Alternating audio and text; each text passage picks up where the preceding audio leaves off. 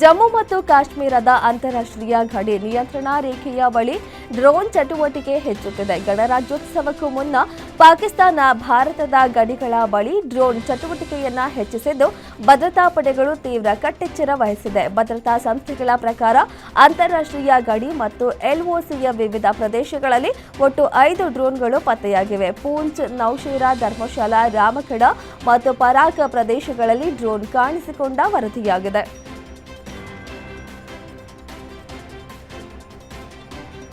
ಪಶ್ಚಿಮ ಬಂಗಾಳದಲ್ಲಿ 2 Nipah virus ಪ್ರಕರಣಗಳು ವರದಿಯಾಗಿವೆ. 2 ನರ್ಸ್ಗಳಿಗೆ ನಿಫಾ ವೈರಸ್ ಪಾಸಿಟಿವ್ ದೃಢಪಟ್ಟಿದ್ದು ಅವರ ಆರೋಗ್ಯ ಸ್ಥಿತಿ ಗಂಭೀರವಾಗಿದೆ. ರಾಜ್ಯದ ಉತ್ತರ 24 ಪರಗಣ ಜಿಲ್ಲೆಯ ಖಾಸಗಿ ಆಸ್ಪತ್ರೆಯ ತೀವ್ರ ನಿಗಾ ಘಟಕದಲ್ಲಿ ಈ 2 ಸೋಂಕಿತರು ಚಿಕಿತ್ಸೆ ಪಡೆಯುತ್ತಿದ್ದಾರೆ.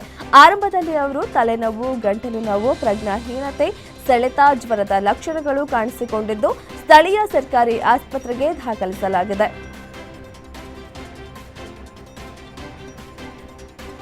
ರಾಷ್ಟ್ರೀಯ ಹೆದ್ದಾರಿ ಪ್ರಾಧಿಕಾರ ಬೆಂಗಳೂರು, ಕಡಪ, ವಿಜಯವಾಡವನ್ನು ಸಂಪರ್ಕಿಸುವ ಆರ್ಥಿಕ ಕಾರಿಡಾರ್ ನಿರ್ಮಾಣ ಮಾಡುವ ಕಾರ್ಯದಲ್ಲಿ ಮಹತ್ವ ಮೈಲುಗಲ್ಲು ಸಾಧಿಸಿದೆ.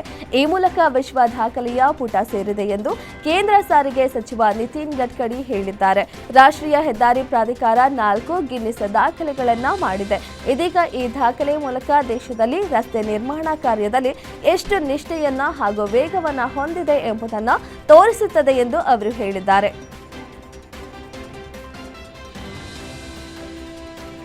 ಬಂಗಾಳದಲ್ಲಿ ಪ್ರತ್ಯೇಕ ಘಟನೆಯಲ್ಲಿ ಹಿಂದೂ ವ್ಯಕ್ತಿಗಳಾದ ಗಾಯಕ ಪರ್ಲೋಯ್ ಚಾಕಿ ಹಾಗೂ ಆಟೋ ಚಾಲಕನನ್ನ ಥಳಿಸಿ ಕೊಲ್ಲಲಾಗಿದೆ. ಅವಾಮಿ ಲೀಗ್ ಕಾರ್ಯಕರ್ತ ಚಾಕಿಯನ್ನ ನ್ಯಾಯಾಂಗ ಬಂಧನದಲ್ಲಿದ್ದಾಗ ಹತ್ಯೆ ಮಾಡಲಾಗಿದ್ದು, ಚಿತ್ತಗಾಂಗ್ನಲ್ಲಿ ದಾಳಿಕೋರರ ಗುಂಪೊಂದು 28 ವರ್ಷದ ಆಟೋ ಚಾಲಕ ಸಮೀರ್ ದಾಸ್ ಎಂಬಾತನನ್ನ ಹತ್ಯೆ ಮಾಡಿ ಬಳಿಕ ಆತನ ಎಲೆಕ್ಟ್ರಿಕ್ ಆಟೋವನ್ನ ಕಸಿದುಕೊಂಡು ಸ್ಥಳದಿಂದ ಪರಾರಿಯಾಗಿದ್ದಾರೆ.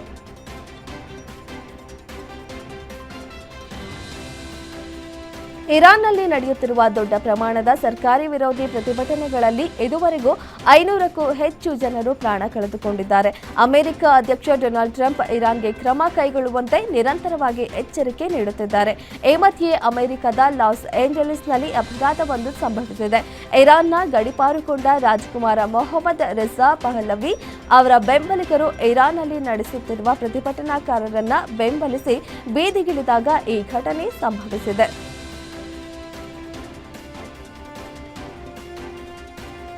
ವೆನೆಜುವೆಲಾದ ಮಡೋರಾ ಬಂಧನದ ಬೆನ್ನಲ್ಲೇ ಅಮೆರಿಕದ ಅಧ್ಯಕ್ಷ ಡೊನಾಲ್ಡ್ ಟ್ರಂಪ್ ತಮ್ಮನ್ನು ತಾವೇ ವೆನೆಜುವೆಲಾ ದೇಶದ ಹಂಗಾಮಿ ಅಧ್ಯಕ್ಷ ಎಂದು ಘೋಷಿಸಿಕೊಂಡಿದ್ದಾರೆ.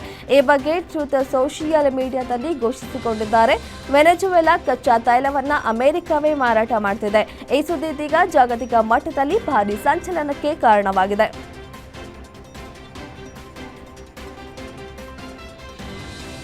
ಅಮೆರಿಕ ಮತ್ತು ಇರಾನ್ ನಡುವಿನ ಉದ್ವಿಗ್ನತೆ ಉತ್ತುಂಗಕ್ಕೆ ಏರಿದೆ. ನಾವು ಸಂಘರ್ಷವನ್ನ ಬಯಸದಿದ್ದರೂ ನಮ್ಮ ಮೇಲೆ ಯಾವುದೇ ಆಕ್ರಮಣ ಮಾಡಿದರೆ ಸರಿಪಡಿಸಲಾಗದ ಹಾನಿ ಮಾಡುತ್ತೇವೆ ಎಂದು ಸರ್ವೋಚ್ಚ ನಾಯಕ ಆಯತೊಲ್ಲಾ ಅಲಿ ಖಮೇನಿ ಅಮೆರಿಕ ಅಧ್ಯಕ್ಷ ಡೊನಾಲ್ಡ್ ಟ್ರಂಪ್ಗೆ ಎಚ್ಚರಿಕೆ ನೀಡಿದ್ದಾರೆ. ಹಿಂದಿನ ದಾಳಿಗಳು ಮತ್ತು ನಿರ್ಬಂಧಗಳಿಂದ ಉಂಟಾದ ಆರ್ಥಿಕ ಒತ್ತಡವನ್ನು ಉಲ್ಲೇಖಿಸಿ ಅಮೆರಿಕ ಅಧ್ಯಕ್ಷರ ಕೈಗಳು ಇರಾನಿಯನ್ನರ ರಕ್ತದ ಕಲೆಗಳಿಂದ ಕೂಡಿವೆ ಎಂದು ಹೇಳಿದ್ದಾರೆ.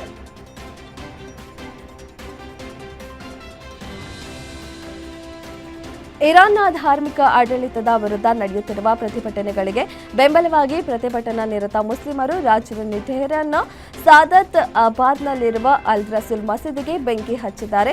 ಸಾದತ್ ಅಬಾದ್ನಲ್ಲಿರುವ ಅಲ್ ರಸೂಲ್ ಮಸೀದಿಯನ್ನು ಸರ್ಕಾರಿ ಭದ್ರತಾ ಪಡೆಗಳು ಜೊತೆಗೆ ಬಸೀಸ್ ಅರಸಿನ ಪಡೆಗಳು ಜನರ ವಿರುದ್ಧ ತಮ್ಮ ನೆಲೆಗಳನ್ನಾಗಿ ಬಳಸಿಕೊಳ್ಳುತ್ತಿವೆ ಎಂಬ ಕಾರಣಕ್ಕಾಗಿ ಪ್ರತಿಭಟನಾಕಾರರು ಮಸೀದಿಗಳನ್ನು ಗುರಿಯಾಗಿಸಿಕೊಂಡಿದ್ದಾರೆ ಎನ್ನಲಾಗಿದೆ.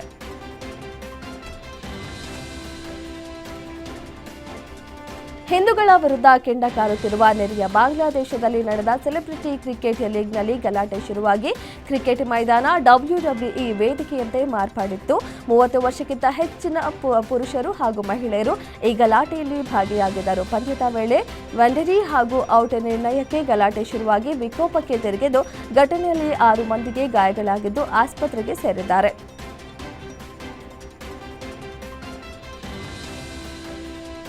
WPL 4ನೇ ಆವೃತ್ತಿಯಲ್ಲಿ ಆರ್ಸಿಬಿ ಅದ್ಭುತ ಆರಂಭ ಪಡೆದಿದೆ. ಸ್ಮೃತಿ ಮಂದಾನ ನಾಯಕತ್ವದಲ್ಲಿ ಆರ್ಸಿಬಿ ಆಡಿದ 2 ಪಂದ್ಯಗಳನ್ನು ಗೆದ್ದು 4 ಅಂಕಗಳೊಂದಿಗೆ ಅಂಕಪಟ್ಟಿಯಲ್ಲಿ ಅಗ್ರಸ್ಥಾನದಲ್ಲಿದೆ. ಮುಂಬೈ ಇಂಡಿಯನ್ಸ್ ತಂಡವನ್ನು ಕೊನೆಯ ಎಸೆತದಲ್ಲಿ ಸೋಲಿಸಿದ್ದ ಆರ್ಸಿಬಿ ಇದೀಗ ತನ್ನ 2ನೇ ಪಂದ್ಯದಲ್ಲಿ ಯುಪಿ ವಾರಿಯರ್ಸ್ ತಂಡವನ್ನು 9 ವಿಕೆಟ್ಗಳಿಂದ ಮಣಿಸಿದೆ.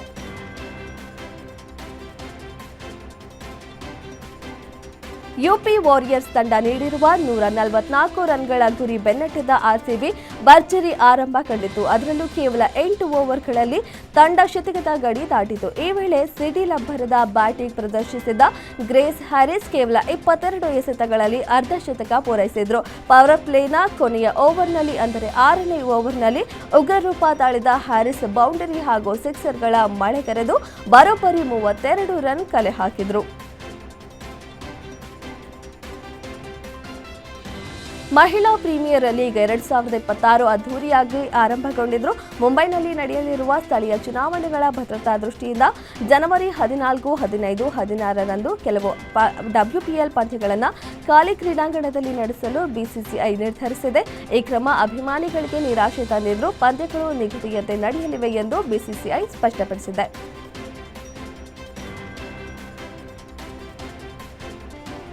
ಇಂಡಿಯನ್ ಪ್ರೀಮಿಯರ್ ಲೀಗ್ ಟೂರ್ನಿಯಲ್ಲಿ ವಿಭಿನ್ನ ತಂಡಗಳ ಪರ ಆಡಿದ್ದ ಕರ್ನಾಟಕದ ಸ್ಪಿನ್ನರ್ ಕೆಸಿ ಕಾರ್ಯಪ್ಪ ಅವರು ಭಾರತೀಯ ಕ್ರಿಕೆಟ್ಗೆ ವಿದಾಯ ಹೇಳಿದ್ದಾರೆ. ತಮ್ಮ ಸೋಷಿಯಲ್ ಮೀಡಿಯಾ ಖಾತೆಗಳಲ್ಲಿ ಭಾವನಾತ್ಮಕ ಪೋಸ್ಟ್ ಅನ್ನು ಹಂಚಿಕೊಳ್ಳುವ ಮೂಲಕ ಸ್ಪಿನ್ನರ್ ನಿವೃತ್ತಿ ಘೋಷಿಸಿದ್ದಾರೆ.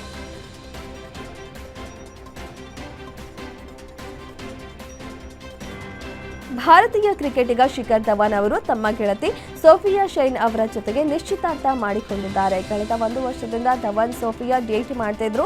ಇದೀಗ ಈ ಜೋಡಿ ತಮ್ಮ ಇನ್ಸ್ಟಾಗ್ರಾಮ್ ಪೋಸ್ಟ್ ಮೂಲಕ ನಾವಿಬ್ಬರು ನಿಶ್ಚಿತಾರ್ಥ ಮಾಡಿಕೊಂಡಿದ್ದೇವೆ ಎಂದು ತಿಳಿಸಿದ್ದಾರೆ. ಧವನ್ ಸೋಫಿಯಾ ನಿಶ್ಚಿತಾರ್ಥಕ್ಕೆ ಕ್ರಿಕೆಟಿಗರು, ಬಾಲಿವುಡ್ ಸೆಲೆಬ್ರಿಟಿಗಳು ಸೇರಿದಂತೆ ಅಭಿಮಾನಿಗಳು ಶುಭ ಹಾರೈಸಿದ್ದಾರೆ.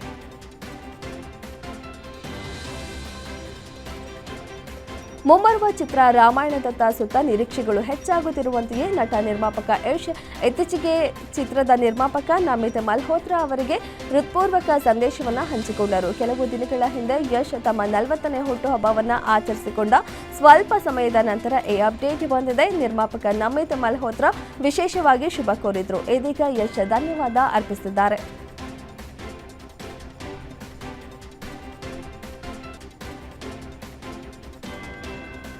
G9 ಕಮ್ಯುನಿಕೇಷನ್ ಅಂಡ್ ಮೀಡಿಯಾ ಹಾಗೂ ನಿರಂತರ ಪ್ರೊಡಕ್ಷನ್ ಸಂಸ್ಥೆಯ ಸಹಯೋಗದಲ್ಲಿ ನಿರ್ಮಾಣವಾಗುತ್ತಿರುವ ಗುರುರಾಜ್ ಕುಲಕರ್ಣಿ ನಿರ್ದೇಶನದ ನೂತನ ಚಿತ್ರದ ಶೀರ್ಷಿಕೆ ಅನಾವರಣ ಮತ್ತು ಟೈಟಲ್ ಟೀಸರ್ ಬಿಡುಗಡೆ ಸಮಾರಂಭ ಬೆಂಗಳೂರಿನಲ್ಲಿ ನಡೆದಿದೆ. ಈ ಚಿತ್ರದ ಶೀರ್ಷಿಕೆ ಮತ್ತು ಟೈಟಲ್ ಟೀಸರ್ ಅನ್ನು ಕಿಚ್ಚ ಸುದೀಪ್ ಬಿಡುಗಡೆ ಮಾಡಿದ್ದಾರೆ.